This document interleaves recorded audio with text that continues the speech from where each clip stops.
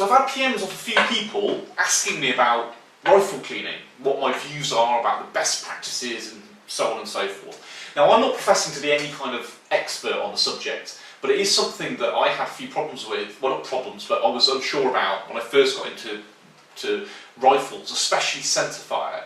Rimfire, not so much of an issue, and I'm not particularly going to be covering rimfire in this video, although what I do you could equally apply to a rimfire. The only thing I would say is, if you're using a 2.2 long rifle, to be honest, a pull-through is going to do the job. And I don't really need to give you a tutorial about a pull-through, to be honest, do I? You know, just buy one in the right calibre and just pull it through your rifle. To be honest, most of the time, that's going to be enough for your centerfire as well. But we'll come on to that in a minute. In terms of what you need, it's obviously there's a lot of options available, but you're going to need some oil, you're going to need some sort of bore cleaner, or alternatively you can use ballastol, which is what I've got here. And the beauty of ballastol is it will act as a bore cleaner as well as an oil.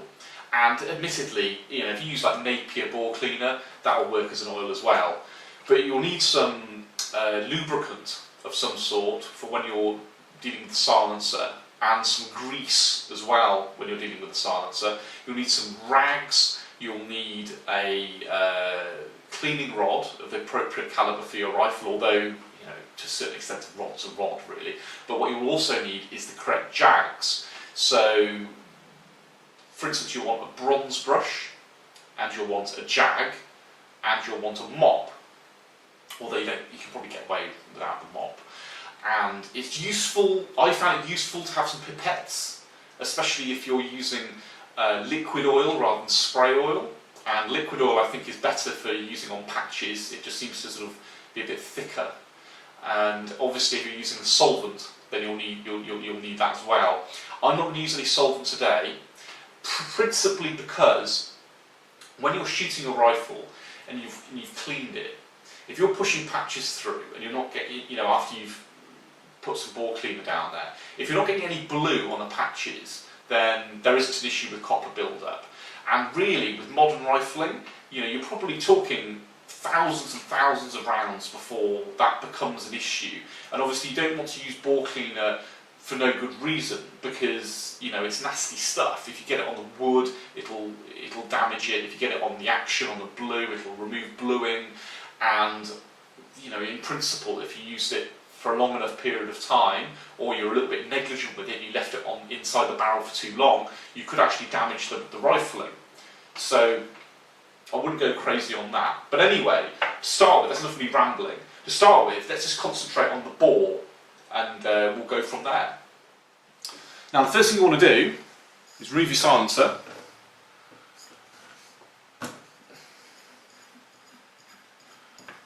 Mine just unscrews. And take the bolt out.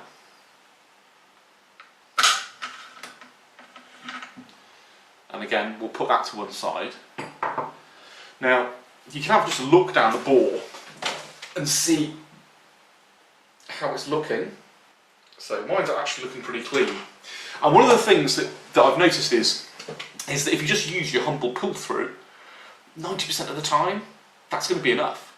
You know, I'd had this gun for quite, you know, probably a year or something, just using the pull-through through it before I started actually cleaning it properly. And I'd fired, you know, hundreds and hundreds of rounds through it. And when I put a brush through it and properly scrubbed the bore, it wasn't actually that dirty. So a pull-through does actually do the job. But to start with, and that's something I should have mentioned actually, you need a bore guide. Now the good thing about using a bore guide is it prevents you going in at the wrong angle when you're putting the rod down the gun. And if you do that, then you could damage the bore. You'll notice it's got this sort of brass key here, and this plastic bit here with a hole in it. Now that'll allow you, if you want to put the patch on the end of the rod into there and then drip oil through that gap. And this bit here is just to lock it into the breech. So you unscrew that, put it down the bore. This is obviously calibre specific. And of course, because it's this section here, this sleeve is made of brass. Brass is being softer than steel, it shouldn't hurt anything. You get that plastic bit right into the chamber. There we go. And that's just locking that in so it doesn't sort of move about too much. And you can see here, this is where you're going to put the rod. Now, what I would generally do is you get your rod. It's a pretty standard sort of affair. You need to get your jag and put your jag on it. There isn't much to it really. This is sort of specific for a 243, but basically this bit here is going to screw into the rod, and that just gives you a bit of a ring that you can wrap a patch around. Some of them will have a slot cut in them so you can poke it on like that, but you know, it's usually common sense really. As I said, you just wrap it around.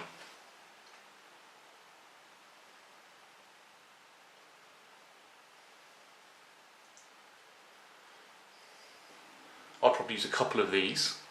These patches are actually meant for 2.2, not 2.43, but you can just use an extra one, basically.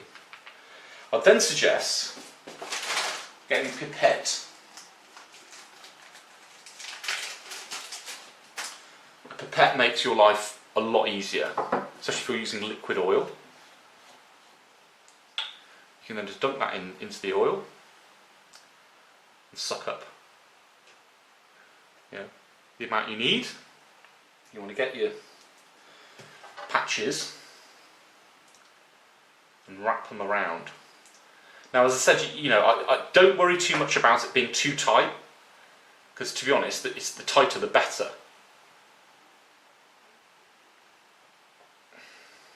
Get that on, get some oil and just drip it on. Let me get all over this table properly now. Now, as I said, you could use, there is actually a gap in the bore guide for doing this, but however you want to do it really. And you just push it down all the way through.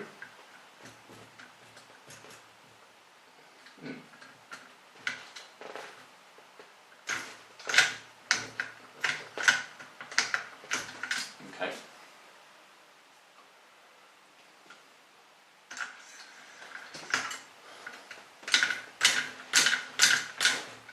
Till it comes out. I actually broke a piece off then because it wasn't quite, it was a bit too tight, so you can be too tight. And you can see just from pushing it through, there's a bit of black on there. We now just want to leave it to sit, or you might want to push maybe another oily patch through just to be sure. And then you just want to give it a good old soak for about, I don't know, 10-20 minutes. So it's had a good long soak. I'm just going to get a clean patch with nothing on it, wrap it around, I'm just going to push it through.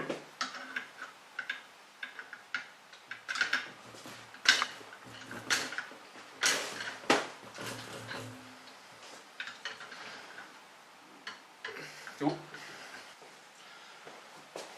And you can see with the first patch that's gone through, it's not actually that dirty. Now I'll probably fire 30 rounds through this, so not that many, but 30 rounds and that's all I've got on it. Admittedly, I've used a pull-through, which is what I was saying before about pull-throughs being surprisingly effective. But if there's any blue on this, which you can see there isn't, I might be concerned about a build-up of copper, and in which case I might want to think about putting some solvent through it, but if you're going to use solvent, there's lots of them on the market, but yeah, something like that would do the job. But like I said, this is nasty stuff, so you don't really want to use it unless you've got to. Certainly you don't want to make it part of your routine every time you do your gun. But I'm just going to keep putting patches through until hopefully they come out clean. So yeah, you can see it's clean, it's coming through clean. Now that is pretty much, most of the time, all you need to do. But if you've got a lot of build-up, just for the sake of demonstration, I don't really need to do it, but you can use a bronze brush. Now a lot of people like to use nylon brushes. Nylon brushes are all well and good, and people like the idea of them because they they think they're softer, so they're not going to damage the bore. But this is made of bronze, okay? Bronze is not going to scratch the bore because bronze is softer as steel than the steel that your barrel's made out of. So it can't hurt it. What I would be mindful of though is make sure on the tip, if you can see that, make sure that's rounded, because some of them are a bit jagged at the end, and if you went in at an angle you could damage the bore then, because I mean again, this is brass so this is okay, but a lot of cheap jags, the metal that the bronze is housed in, as it were, is just steel, and they can be sharp at the end, so if it goes in the wrong angle you could then damage the bore. But if it's made of brass and it's bronze and it's curved at the end, then you're not going to have any problems. So for the sake of demonstration, I'll put this through as well, and then I'll just run another quick patch through. As I said, if you've got a build-up of lead and potentially a build-up of brass from the jacket, then you might need to do this. But again, you just put it in, and it's just like cleaning your shotgun really. You just give it a good old scrub. As I said, it's not going to hurt anything. And because you're using a bore guide, because to be honest, when you're doing patches, yeah, it doesn't really matter to a huge extent. But when you're using a brush, it's a good idea. Just makes everything nice and level. So that's it really. As I said, you can scrub a bit harder if you're really sort of going for it. But I've done that. And I said I'll just put one more patch through, just take off anything that was brushed off. But like I said, I don't think anything will have been, really, because it was already coming through clean. But you never know, you never know. Just take off any excess. And what can happen, just happened there, is that the patch gets a bit stuck. So, I'll get another one. That one came out. If they do get stuck, as I said, you can go down from the muzzle. You need to be a bit careful because you don't want to damage the crown or what have you, but it's not likely because, as I said, you're using a softer metal, so you shouldn't be able to. So that's getting a nice grip and rifling. Oh, you see, now that surprised me. Now you saw it was coming through clean. After a bit of a scrub with the brush, it's coming through dirty again. So, I'm going to put a few more through.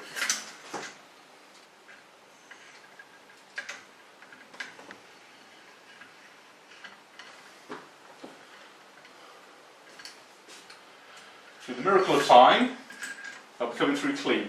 You don't have to be completely mentally anal.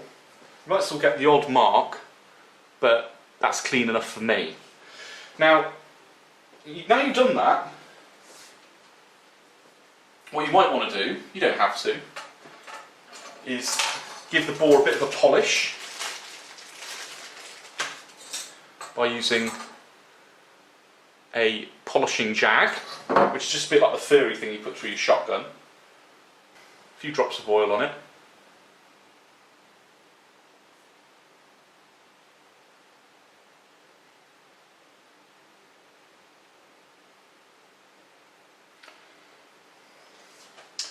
And just run this through the bore.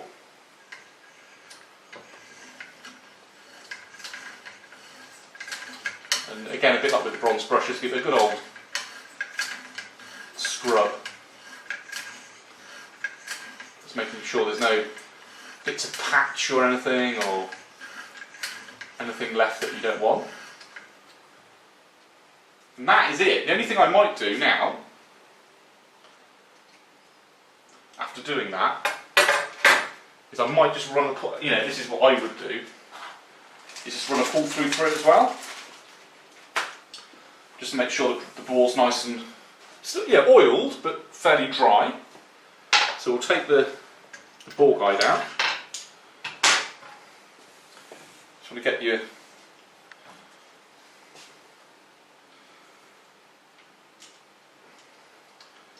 pull through, drop the brass end in. I don't think I really need to show you particularly how to do this because it's not exactly rocket science. You can see it's coming out the end of the gun. Give that a pull. And that should now be nice and clean. Now the next thing I would do is that you've got to be bearing in mind that the breech, or the chamber, as it were, where the cartridge sits, that'll probably be a bit gacky. So I've got a bit of plastic. This is actually from an old coat hanger. And I'll poke this in here, put a bit around the end, just poke that into the breech, and give it a sort of twist around. Just make sure that's nice and clean.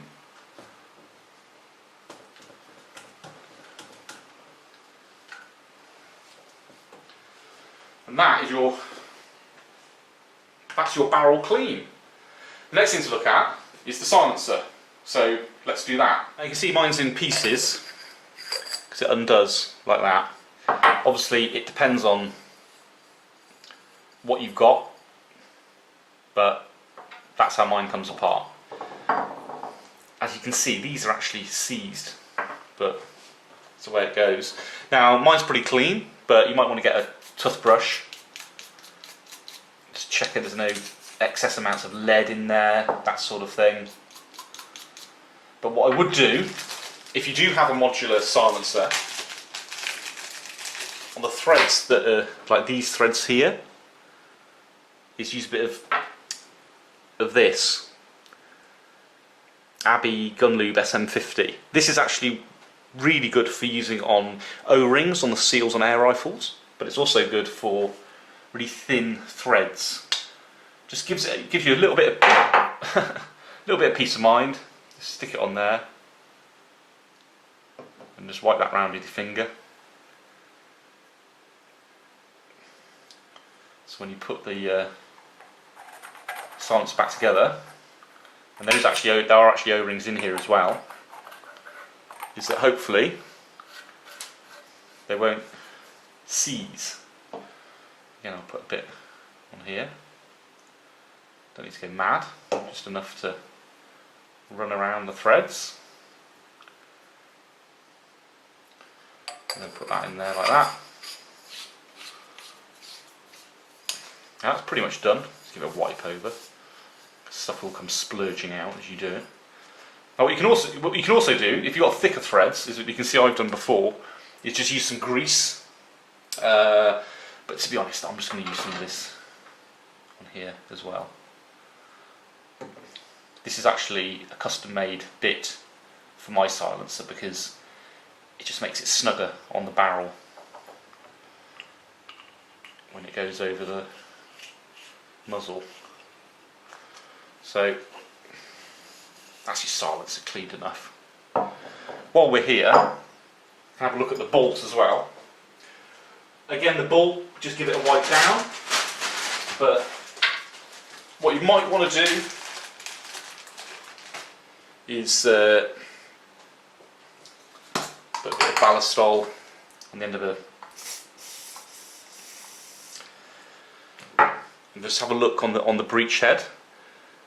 This one isn't too bad, but you can get a slight build up of brass there, so just give that a bit of a scrub down there with the earbud. Just check there's nothing wrong there. You can check the extractor's working correctly and stuff. And that's about it for the bolt. Just give it a wipe.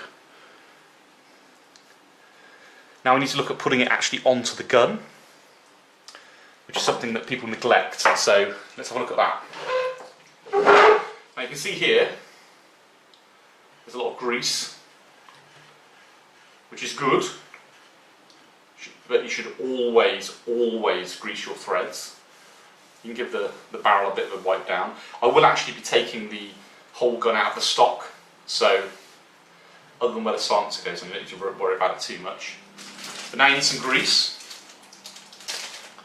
And I would recommend Napier VP90 gun grease.